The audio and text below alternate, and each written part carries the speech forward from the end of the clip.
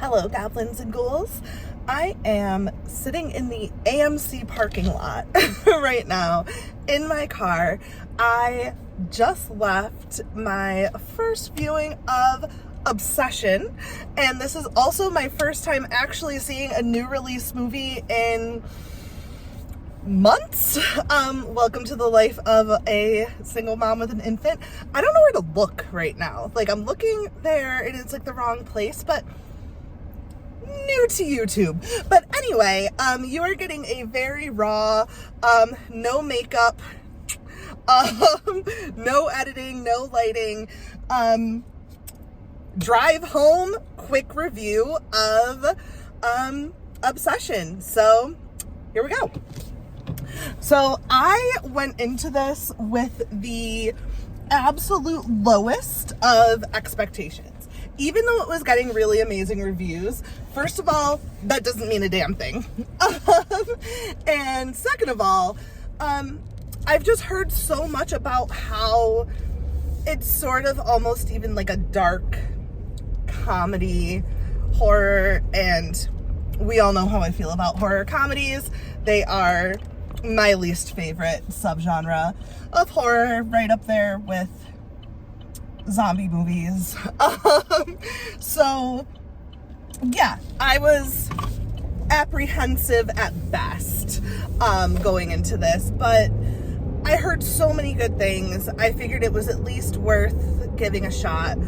I missed the first couple minutes, so I missed everything with the cat, but I had enough friends who had seen it to fill me in. The first bit of this is going to be spoiler free, and then I will give a big warning when I get into spoilers. Okay?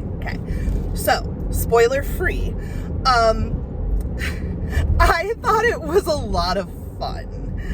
I don't know if I would necessarily say it's as good as a lot of the reviews are saying. I don't know if good is the word I would use. It's definitely original. I will give it that. And in a world of so many remakes, reimaginings, and honestly just recycled ideas, it's really nice to see something that's sort of a fresh and original take, even if it's not, the world's most original premise. It's done in a very original way, right? So, like, guy makes a wish, and he wishes that his crush loves him more than anyone in the world, and really tragic hilarity ensues. And that's the thing, like, it shouldn't be funny. It really shouldn't be, but it kind of is. I will say that I've read some, like, really pretentious reviews about how, it's so predictable, blah, blah, blah. But, like, obviously, if it's a horror movie with that premise, like, it's gonna go wrong. Like, I'm not allowed to swear on YouTube. Stuff's gonna go wrong. Like, that's the whole idea, right? Like, obviously, if things went well, it wouldn't be a horror movie. So I don't know why people are acting surprised that the idea of things going wrong was somehow predictable. Like, obviously.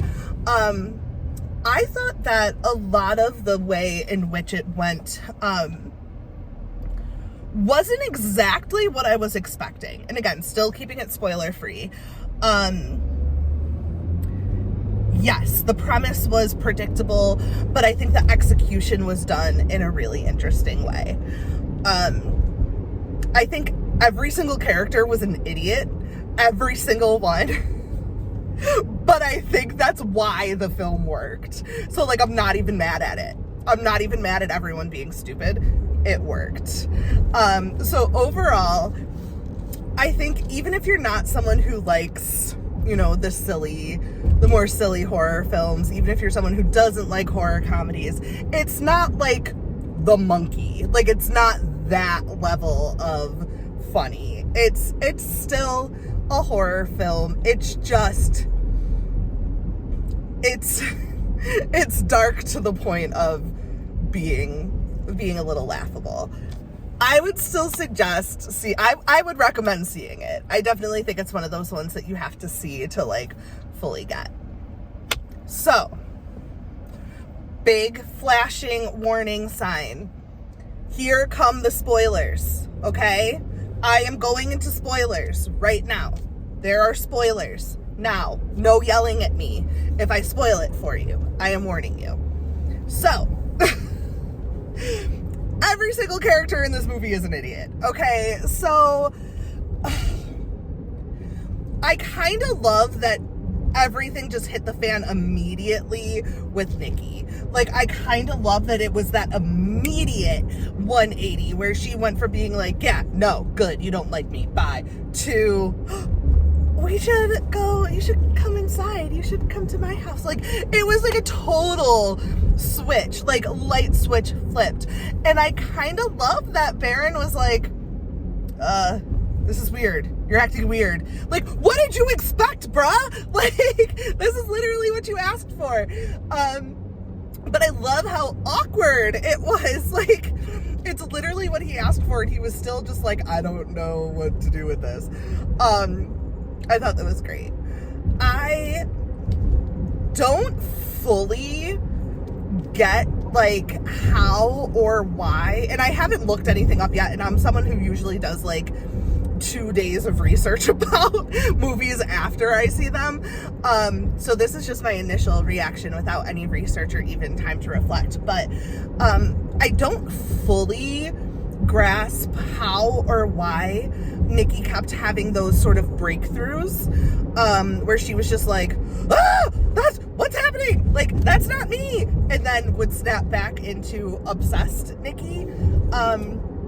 Like, why was she having these moments of getting out of the wish, and like, was something specific triggering those? Because I was trying to figure out if there was like a specific thing that like Bear was doing or something that was happening that was triggering that, but I couldn't pinpoint anything specific. So let me know in the comments if I'm missing something.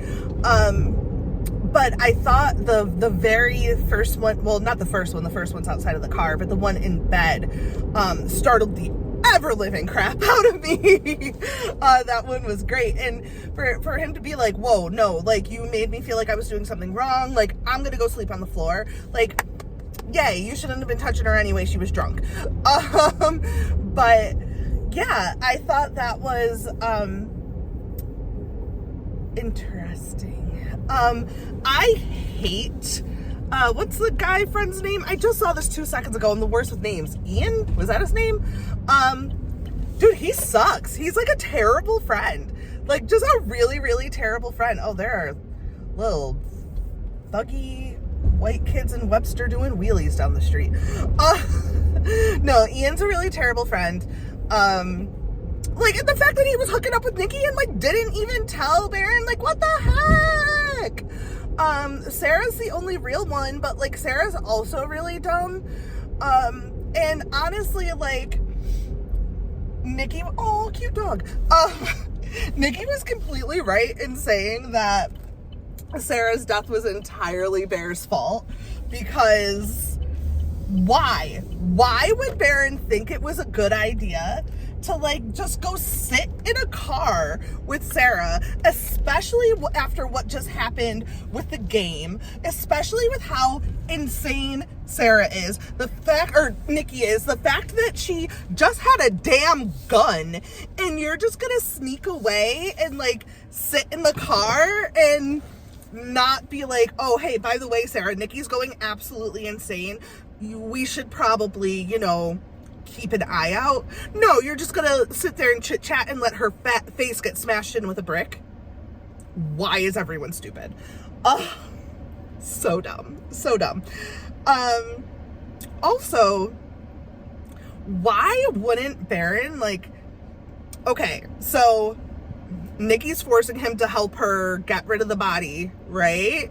And she's like, okay, I've got it from here, baby. Go home. Why wouldn't you just go to the police right then and be like, hey, my crazy girlfriend just killed someone? Then you don't have to kill yourself. You don't have to break the wish. You can just lock her up forever. And then, like, you're good to go. Everyone's stupid. And Ian sucks. I wish her $1 billion. You're a dick. But yeah, no, it was fun. Everyone was just so stupid. So it was a lot of just like face palming and head shaking over everyone being dumb. I was gonna say something else and I lost it completely. Oh, I did think the ending was kind of sad though, because Bear was totally gonna puke up the pills, but then Nikki made the wish for him to love her, and then he forgot what he was doing because he was in love with her now. And that was sad. But then the moment when she snaps out of it, like, and then she's just like, oh, woo! That was great. The duct tape on the door, I think, was my favorite moment of the entire film, because I didn't know, I mean, I got it was the point, but like, I had no idea why Bear was like looking like he was freaking out, and then when it panned around to the door, I was not expecting that at all. And I know that the scene with Sarah is what so many people were saying was so predictable, blah, blah. Like, okay, yes, obviously Nikki was gonna roll up on them, right? We knew that. I did not see a brick on the steering wheel coming. Like, holy crap. Definitely did not see the close-up coming. Holy crap. Yeah. Oh God. And the cat, what's the verdict? Cat. It's an inside joke. Bleh. Yeah. Homegirl's crazy. No one better ever call me a crazy girlfriend ever again. But yeah, so overall, again, I don't think I would say it's as good as everyone's saying, but I had a lot of fun with it. I think it was silly, in the best way. I think, there's a lot of earworms. I'm just going to be going, no, for the rest of my life now.